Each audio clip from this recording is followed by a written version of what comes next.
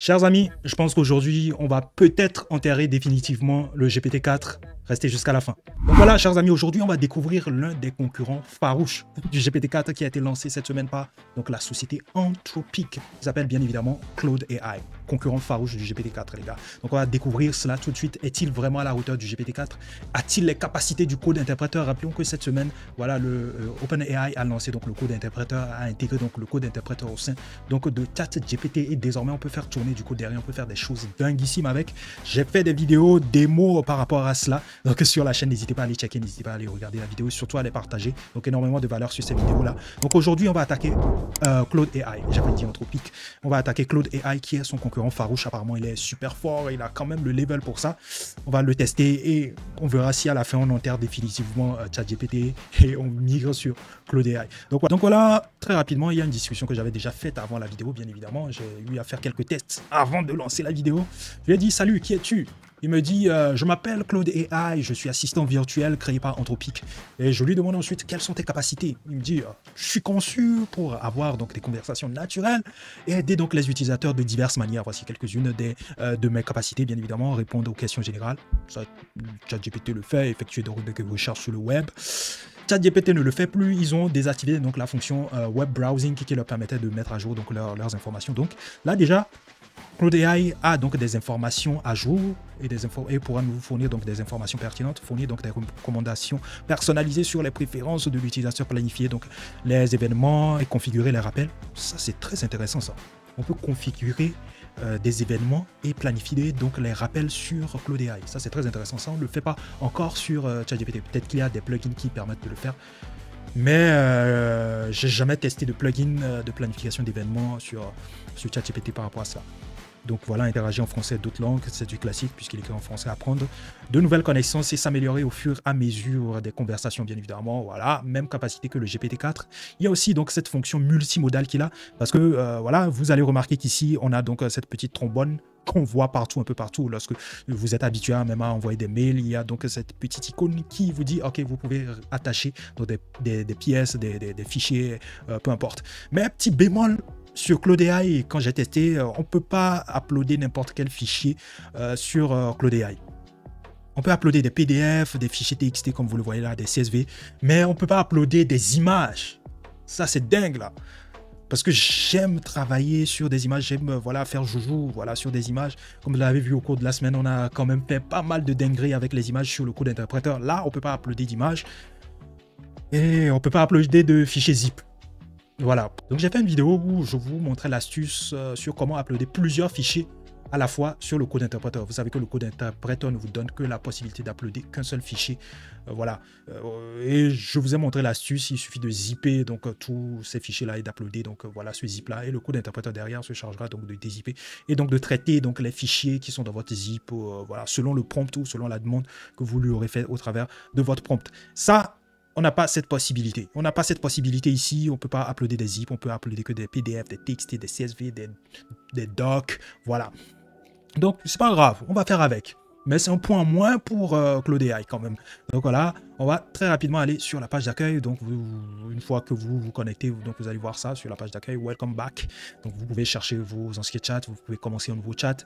Voilà, et après ici, donc vous pouvez donc tester donc ces prompts là qui vous a mis en bas. Donc nous on va tester, on va commencer un nouveau chat pour pouvoir tester Claude.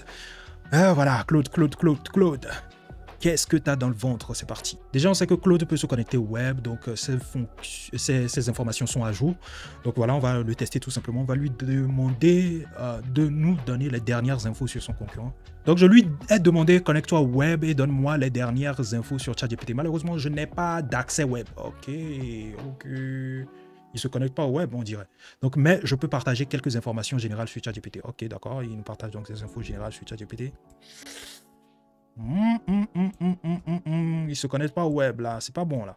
En tout cas, c'est kiff. Donc là, on peut le mettre au même niveau quand même que le GPT-4 puisque récemment ils ont désactivé leur fonction web browsing. Voilà, voilà. Donc on peut le mettre quand même au même niveau pour l'instant.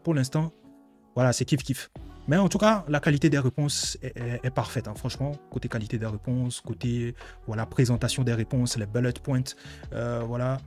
qui nous a donné donc les points saillants qu'on peut voilà avoir concernant ChatGPT, concernant l'information demandée, sont bien présentés pour le moment. On va attaquer la partie multimodale, c'est-à-dire le traitement des fichiers. Donc très rapidement, on va lui soumettre un fichier CSV. Voilà, on va se jouer les data scientists avec Claude. On va voir si Claude est à la hauteur quand même du code interpréteur de voilà, ChatGPT, tout simplement. On va uploader un fichier CSV. Donc voilà, donc on va uploader un fichier CSV, voilà, c'est un dataset lié donc à des matchs de football. Vous savez que j'adore les matchs de football, j'aime tout ce qui est lié au sport et j'aime analyser aussi les datas par rapport à cela. Et voilà, aujourd'hui, grâce voilà, à ChatGPT, son code interpréteur et peut-être à Claude AI, on peut examiner, on peut analyser de manière très facile, si je peux ainsi dire, voilà un dataset. Donc voilà, mon dataset, je vais lui demander donc de m'extraire. Donc je lui ai demandé, analyse-moi ce dataset. Bon, petite erreur, voilà, j'aurais dû mettre le dataset. Ce dataset et fais-moi ressortir des stats intéressantes. C'est ce que je lui ai demandé. Et petit bémol aussi ici, c'est que là, on ne peut pas modifier ce qu'on avait écrit. Voilà, notre prompt. On ne peut plus remodifier notre prompt. Et il faudra revoir ça. J'ai pas d'icône ou j'ai pas de fonctionnalité qui me permettent de remodifier mon prompt et de le soumettre.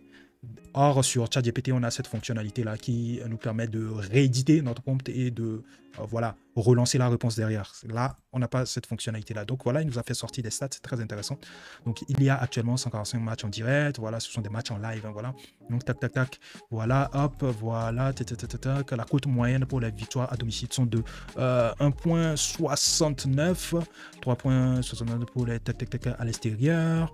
Donc voilà, je lui ai dit, je cherche des stats liées à la prédiction des matchs ou qui puissent m'aider dans la prédiction des matchs. Donc voilà, il est en train de réfléchir, il va nous fournir cela. En termes de rapidité des réponses, je suis voilà, content quand même. Il ne prend pas de temps fou avant de te faire sortir donc voilà les réponses et il répond souvent avec des bullet points voilà pour pouvoir voilà bien structurer ses réponses. En termes de structuration des réponses, je suis très content franchement. Claude AI, je l'utiliserai. En plus c'est gratuit, on paie pas, il n'y a pas d'abonnement derrière, donc voilà, c'est un concurrent farouche pour ChatGPT, ça c'est clair. Franchement, je suis très content par rapport à cela.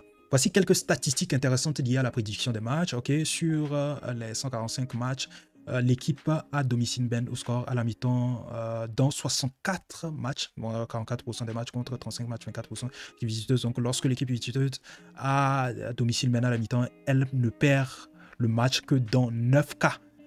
Sur 64, c'est-à-dire il y a 14% de chances que l'équipe à domicile, lorsqu'elle mène à la mi-temps, c'est une stat clé là, c'est une stat clé. Donc je lui demande, mets en place un algo de prédiction des matchs et implémente-le en Python. Donc voilà, il est en train de tourner, bam, bam, bam, bam, il réfléchit par rapport à l'algo en question. Là, on va pouvoir voir comment est-ce qu'il présente le code. Est-ce qu'il présente très bien le code? Ouais, voilà, donc là, le code il est présenté de manière classique, à peu près comme sur ChatGPT. Voilà, on a donc le Python là, donc on peut copier aussi le code, on peut faire un copy-code ici. Donc tac, tac, tac, il utilise Panda pour faire sa prédiction. Cet algorithme simple utilise uniquement les côtes pour calculer donc la probabilité de victoire à domicile. Donc il prédit ensuite une victoire à domicile si la probabilité est supérieure à 60%. Donc à part ça, l'analyse des données, tout ça, je pense qu'il peut performer en maths. Donc on va essayer donc de lui faire quelques tests en maths pour terminer la vidéo. Donc voilà, je suis sur DeFi-Turing, hein, voilà, il n'est plus à présenter la plateforme, hein, voilà, si vous voulez vous amuser en termes d'algorithmes, voilà, apprendre à coder derrière. Donc c'est la plateforme sur laquelle il faut aller. Il y a pas mal de problèmes mathématiques, voilà, à résoudre là. Donc c'est là que je vais aller chercher certains problèmes mathématiques pour pouvoir tester donc Claude, les performances de Claude, tout simplement. Donc voilà, j'ai la liste de quelques problèmes, hein, voilà, de la liste de quelques problèmes. On va essayer de prendre un problème facile, somme des chiffres de 2 exposant 2222. Hop, c'est très intéressant. Voilà, on va essayer donc de copier cela sur Claude et voir ses performances mathématiques. Donc je l'ai copié là.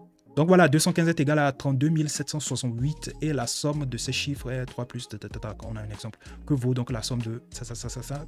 Donc voilà, donc pour résoudre ce problème, nous pouvons procéder par étapes, calculer donc ça. Donc voilà, donc une fois que c'est calculé, donc on peut voilà, donc on va partir là-dessus.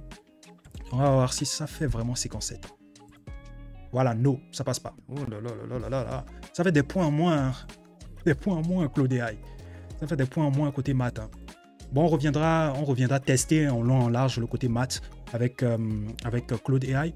Côté dataset, analyse des datasets, ça a été bon. Côté maths, le premier test n'a pas été concluant. On reviendra, on va tester d'autres problèmes avec Claude AI. De toutes les façons, on reviendra avec une vidéo où on va tester en long et en large, voilà, les deux entités, ChatGPT et puis Claude AI. En tout cas, c'est kiff. Je suis agréablement surpris par Claude AI, qui est en plus gratuit. Voilà, accessible depuis les Royaumes-Unis et les États-Unis. Moi, je suis passé par un VPN pour pouvoir y accéder, donc je vous conseille aussi de certainement faire pareil. Et voilà. Voilà tout pour aujourd'hui. J'avais envie de tester avec vous le Claude AI. Claude, voilà. J'ai tendance à dire Claude AI. Voilà, Claude. J'avais envie de le tester avec vous. Dites-moi en commentaire vos impressions. Est-ce que vous l'avez déjà testé? Est-ce que vous... Voilà. Comment est-ce que vous le trouvez comparativement à ChatGPT? Dites-moi tout en commentaire. Je sens qu'on va s'amuser dans les prochains jours avec donc, ces outils-là. Je pense qu'on a vécu une des plus grosses semaines. Voilà. Côté IA, voilà, on était dans des semaines un peu mou ces derniers temps. Mais cette semaine, on a eu pas mal de sorties. Merci pour la force que vous nous donnez. N'hésitez pas à partager la vidéo autour de vous. N'hésitez pas à commenter, c'est très important. Je vous retrouve à la prochaine. Prenez soin de vous. Peace out, les gars.